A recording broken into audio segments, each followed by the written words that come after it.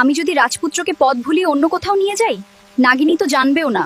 এই সুযোগে আমি আমার পরিকল্পনা সফল করব এবং কেউ আমাকে বাধা দিতে পারবে না।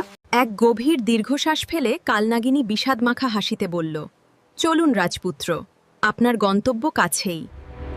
অবশেষে তোমরা দুজন একসঙ্গে। কি আনন্দের দিন আজ। তুমি এখানে? আমি ভেবেছিলাম তোমাকে হারিয়েছি। হ্যাঁ, আমি এসেছি তোমার কাছে।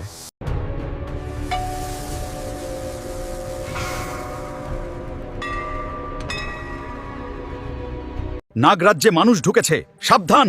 এই পবিত্র ভূমিতে কোনো মানুষের প্রবেশ সহ্য করা হবে না। এখনই এখান থেকে চলে যাও, নতুবা আমার ক্রোধের হাত থেকে তোমরা কেউ রক্ষা পাবে না। আমি এই পৃথিবীর রক্ষক। আমার শক্তির সামনে তোমরা সবাই নত হবে, কারণ আমার আগুনের শিখা সমস্ত অশুভ শক্তিকে ভস্মীভূত করে এক নতুন যুগের সূচনা করবে।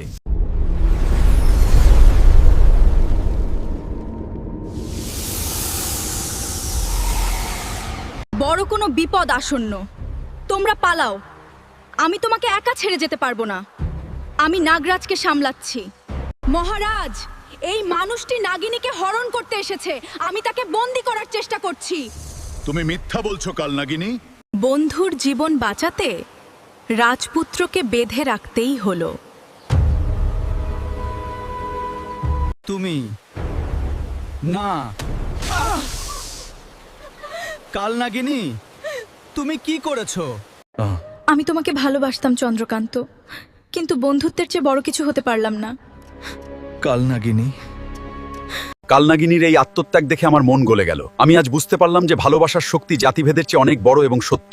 আমাদের এই ভালোবাসাকেই বরণ করে নিতে হবে। কালনাগিনী, আমার ভালোবাসা, আমি তোমাকে হারিয়েছি।